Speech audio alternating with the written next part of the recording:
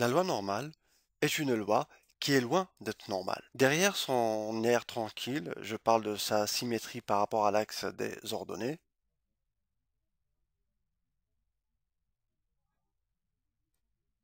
elle regorge d'informations cachées. En effet, si x suit une loi normale de paramètres mu et sigma au carré, c'est-à-dire la moyenne si x est la variable dont la moyenne est mu et l'écart type sigma. Par exemple, si x est la variable représentant le nombre de tickets de caisse exprimés en euros, et x suivant une loi normale de paramètres mu égale à 500, c'est-à-dire la moyenne égale à 500, sigma, l'écart type, est égal à 200, cela veut dire qu'en moyenne, lorsqu'on tire un ticket de caisse au hasard, la probabilité que ce ticket de caisse soit inférieur à la moyenne, c'est-à-dire inférieur à 500 euros, inférieur ou égal à 500 euros, cette probabilité est égale à 0,5. Il est également vrai pour la probabilité de x supérieure ou égale à 500. Donc la première information, c'est que la probabilité de x inférieur ou égal à mu, la moyenne, est toujours égale à 0,5. Et la probabilité de x supérieure à mu est égale aussi à 0,5. On va regarder ça sur le graphique. Effectivement, nous avons la courbe de la fonction densité de la loi normale. Et là, nous avons la moyenne. Et qu'est-ce qui se passe pour x inférieur à 500? On a la probabilité qui est égale à 0,5. Donc on a changé les paramètres. On a la loi normale avec la moyenne égale à 500. Sigma, l'écart type, est égal à 200. La probabilité que x inférieur ou égal à 500, la moyenne, est égale à 0,5. On a beau mettre des paramètres autres que 500, c'est-à-dire une moyenne de 200, on va dire, avec un écart type de 10, on a toujours, si on met la probabilité de x inférieure ou égale à la moyenne, c'est-à-dire 200, on a 0,5. Et également pour x supérieur à 200. Nous avons quoi? Nous avons cette probabilité qui est égale à 0,5. Et nous le voyons ici. En fait, pour bien comprendre la loi normale, l'air sous la courbe est égal à 1. Et donc, on cherche la probabilité de x inférieure à la moyenne. Elle est, graphiquement, on peut lire qu'elle est égale à 0,5. Et pareil, la probabilité que x soit supérieur à la moyenne est égale à 0,5. Maintenant, nous voulons calculer, savoir en fait, la probabilité, quelle est la probabilité qu'un ticket de caisse choisi au hasard dépasse 400 euros. C'est-à-dire, on veut chercher la probabilité que x soit supérieur ou égal à 400. On va passer par l'événement contraire. Si ta calculatrice ne permet pas de faire directement ce calcul en mettant mu égale à 500 et sigma égale à 400, on va passer par la probabilité complémentaire, c'est-à-dire la 1 moins probabilité de x inférieur à 400 est égal à 1 moins 0,03085 qui est égal à 0,6915. Retiens une fois pour toutes, avec les lois continues, on cherche la probabilité que x appartienne à un intervalle lorsqu'on tire au hasard un élément xi d'un échantillon. Avec les lois discrètes, on cherche la probabilité que x soit égal à une valeur exacte de l'univers et non pas x appartenant à un intervalle. Là, on voit bien que x supérieur ou égal à 400, alors que dans les variables discrètes, on pouvait calculer probabilité de x égale à 400. Ici, on ne peut pas, face à l'infinité de valeurs qu'on peut avoir sur un intervalle. Donc la loi normale, comme je te l'ai déjà dit, elle n'est pas normale. En fait, elle est normale, mais elle a quelque chose d'obsessionnel. Elle fait une fixette sur la symétrie. Avec l'exemple qui va suivre, je vais te montrer qu'elle est vraiment obsessionnelle.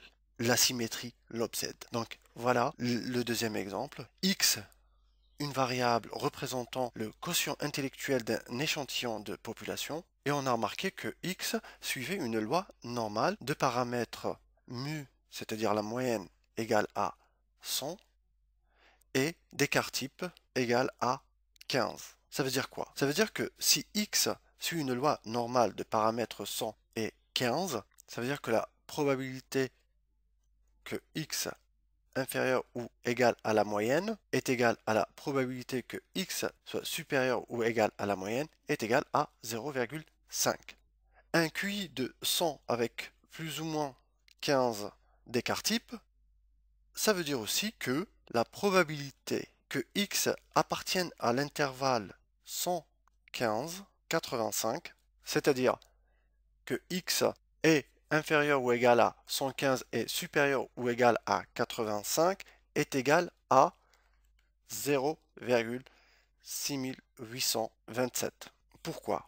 En fait, c'est une deuxième propriété, une autre des fameuses propriétés de la loi normale, et que la probabilité de X appartenant à l'intervalle mu plus sigma et mu moins sigma est égal à 0,6827. C'est toujours le cas lorsqu'on rajoute à la moyenne sigma et en soustrayant à la moyenne sigma. Donc dans cet intervalle, c'est-à-dire mu moins sigma mu plus sigma, la probabilité que X appartienne à cet intervalle, que la personne interrogée parmi la population, qu'elle ait un QI entre 85 et 115 est de 0,6827.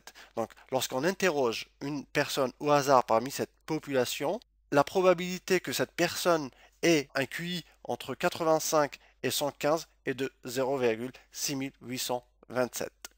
On le voit bien, lorsque X est compris entre 115 et 85, cette probabilité est égale à 0,6827. Et sur le schéma, on le voit bien, on voit que entre 85 et 115, c'est-à-dire la moyenne plus sigma, la moyenne moins sigma, cette terre-là est égale à 0,6827.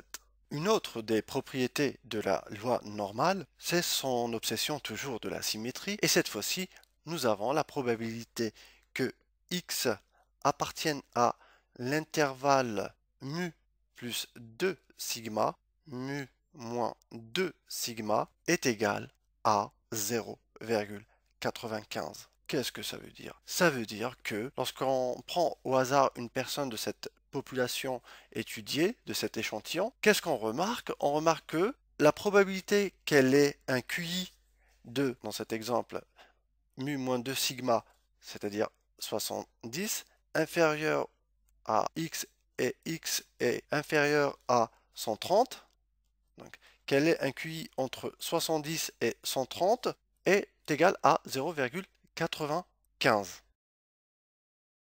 Et on a une dernière propriété, c'est la probabilité que x appartienne à l'intervalle mu plus 3 sigma, mu moins 3 sigma est égal à 0,997. Donc mu est égal à 100, moins 3 fois sigma 45, c'est-à-dire la probabilité que x appartienne à l'intervalle 55-145 est égal à 0,997. Ça veut dire quoi ici? Si on tire au hasard un individu de la population étudiée, on a 0,997 de chance de tomber sur quelqu'un avec un QI allant de 55 à 145. C'est-à-dire que la probabilité est presque égale à 1. Elle est correcte puisque 55-145, c'est presque tout le monde est dans cet intervalle. Les débiles, 55,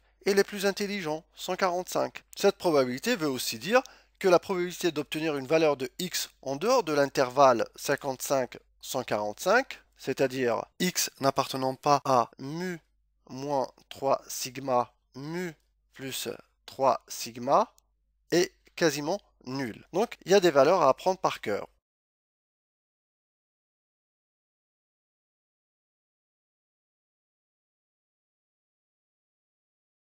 Un autre exemple maintenant. Si on considère que x, une variable aléatoire représentant la durée de vie d'une ampoule, si x suit une loi normale de paramètres mu égale à 5 ans, c'est-à-dire la moyenne est égale à 5 ans et sigma égale à 6 mois, ça veut dire qu'en moyenne, une ampoule a une durée de vie de 5 ans, avec parfois 5 ans et plus 6 mois, et d'autres fois 5 ans moins 6 mois, c'est-à-dire 5 ans plus ou moins 6 mois. On veut connaître la probabilité qu'une ampoule prise au hasard ait une durée de vie inférieure à 4 ans et 3 mois. Donc, on veut calculer finalement la probabilité qu'une ampoule prise au hasard ait une probabilité de vie inférieure à 4 ans et 3 mois. Donc, inférieure à 4,25.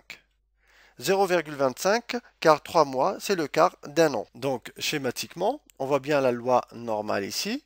On voit que 4,25 est là. Et la probabilité que X, c'est-à-dire l'ampoule prise au hasard, ait une durée de vie inférieure à 4 ans et 3 mois est cette R-là. Donc, on met, comme vous le voyez ici, j'ai déjà mis les paramètres. Donc, la moyenne, c'est 5 ans. Sigma, c'est 0,5. La probabilité que x inférieur à 4,25 est égale à 0,0668. Donc, est égal à 0,0668.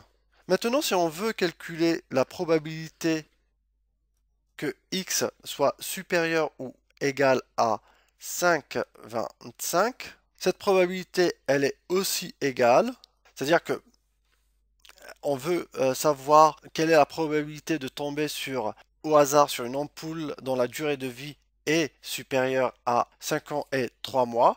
Elle est égale à 1 moins la probabilité de x inférieur ou égal à 5,25 est égale à 1 moins 0,6915 est égal à 0,3085.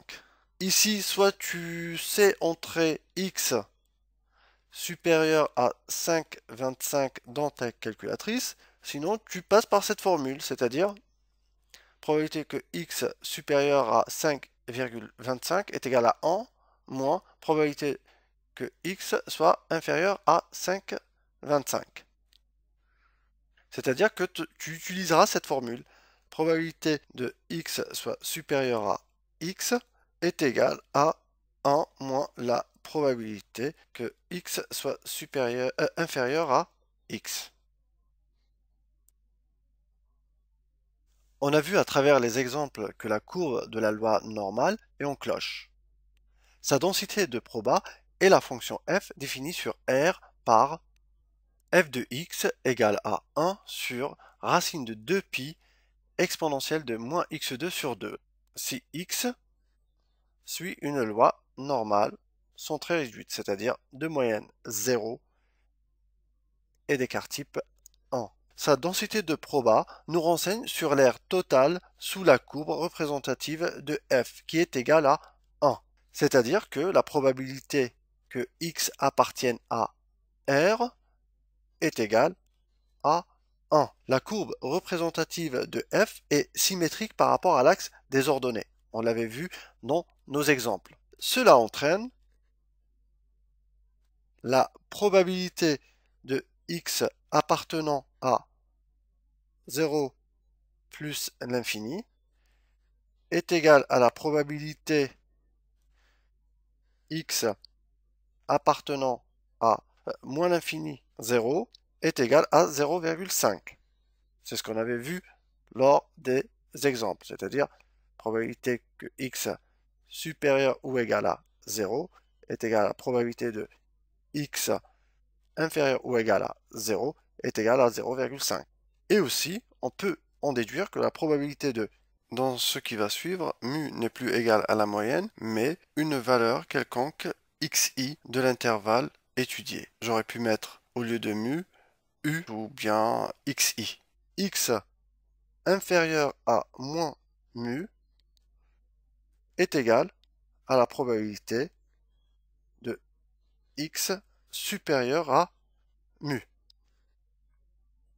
Et on peut en déduire aussi la probabilité de x inférieur à moins mu, c'est-à-dire la moyenne, est égale à 1 moins la probabilité de x inférieur à mu. On a aussi la propriété suivante, c'est-à-dire la probabilité que x soit inférieur ou égal à moins mu est égale à 1 moins la probabilité de x supérieure à moins mu. Donc si on prend par exemple mu égale à moins 1,5, donc la probabilité de x inférieur à moins mu, c'est-à-dire cette probabilité, cette R-là sous la courbe, est égale à 1, tout l'air sous la courbe, moins probabilité de x inférieur à 1,5, c'est-à-dire ici, cette R-là. Donc ce qui va nous rester, c'est cette R-là, qui est égale finalement à la probabilité de x inférieur à moins mu. Ici, cette R est égale à celui-là. Donc la probabilité de x inférieur ou égal inférieur à moins mu, c'est-à-dire moins 1,5, est égale à 1, tout ça, moins la probabilité que x soit inférieur à mu, moins celui-là. Donc ce qui va rester, c'est celui-là.